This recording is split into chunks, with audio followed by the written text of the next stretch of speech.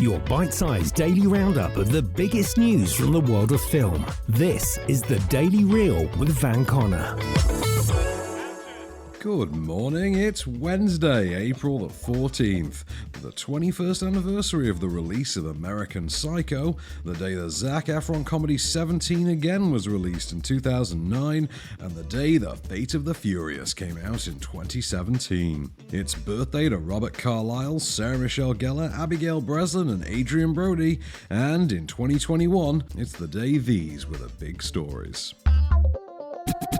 Star Wars legend and iconic voice actor Mark Hamill has officially joined the cast of Bert Kreischer's vile comedy routine spin-off movie, The Machine. The action comedy will act as a pseudo-sequel to Kreischer's routine that's been viewed on YouTube over 85 million times. It saw the comedian describing the summer he spent in Russia, getting drunk and joining a mafia crew that knew him only as The Machine. Described by studio Legendary Pictures as The Hangover meets Midnight Run, the fictional follow-up will see Kreischer's criminal antics from 20 years ago catching up with him, as those he wronged kidnap him and his father seeking revenge. Kreischer will play himself, whilst Hamill will play his father. No shooting schedule for The Machine has been announced, but Mark Hamill, meanwhile, can currently be heard on Amazon Prime's new superhero animated series Invincible, and was most recently seen digitally de-aged and reprising his role as Luke Skywalker in Season 2 of The Mandalorian. Take these two over to the garage, will you? I want them cleaned up before dinner. But I was going into Toshi Station to pick up some power converters.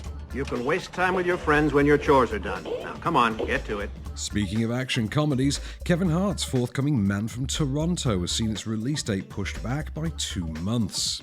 The film, which will also star Woody Harrelson, Kaylee Cuoco, and Ellen Barkin, will center around a case of horribly mistaken identity, when Harrison's world-renowned deadly assassin, known only as the Man from Toronto, by chance runs into Hart's luckless stranger at an Airbnb, and things quickly go south, with Hart quickly finding himself caught within the chaos of the assassin's life.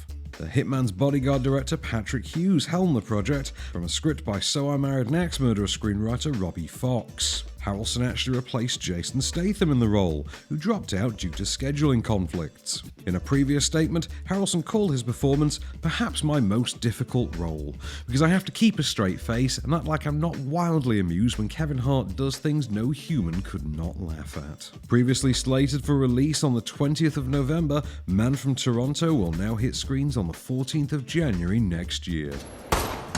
See what you got. Hey, do you need like goggles or earplugs or anything like that? No, usually the bad guys don't give us time to put on all that kind of stuff. Okay, right. That's actually a good point. It makes a lot of sense. And it's better to keep it real. I would rather this be real. You know what I mean? Keep it real. Yeah. Okay.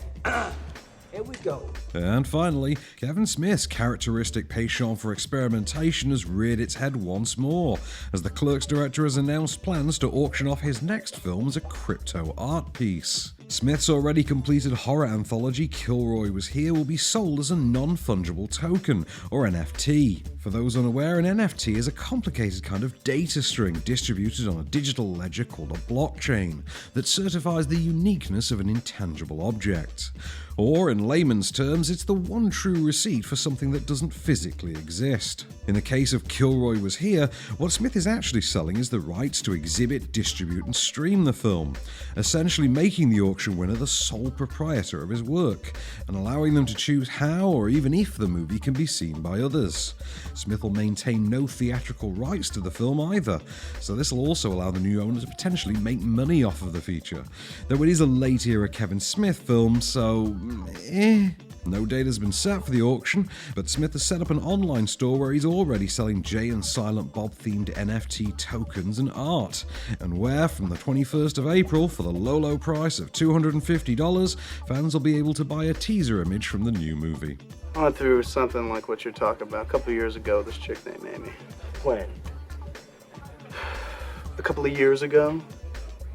Did she live in Canada or something? Why don't I remember this? Bitch, what you don't know about me, I can just about squeeze in the grand Canyon. The family comedy Chestnut, Hero of Central Park, and the fantasy adventure Love and Monsters are new on Netflix from today, while Daughter of the Nile comes to Mubi, and Burden, Cézanne et Moi, and Terror's Advocate are added to Amazon Prime. Freeview offerings include Harry Potter and the Deathly Hallows Part 2 on ITV2, Exodus, Gods and Kings, The Greatest Showman, and Raging Bull on Film 4, Rocky V and Get Carter on ITV4, America's Sweethearts is showing on Sony Movies, Blade 2 and Harry Brown are on the Paramount Network, and Lake Placid is on the Horror Channel, while the Sky Cinema and Now TV premiere for today is the Mafia biopic The Traitor. That was the Daily Reel for Wednesday the 14th of April. Keep it cinematic and we'll see you tomorrow.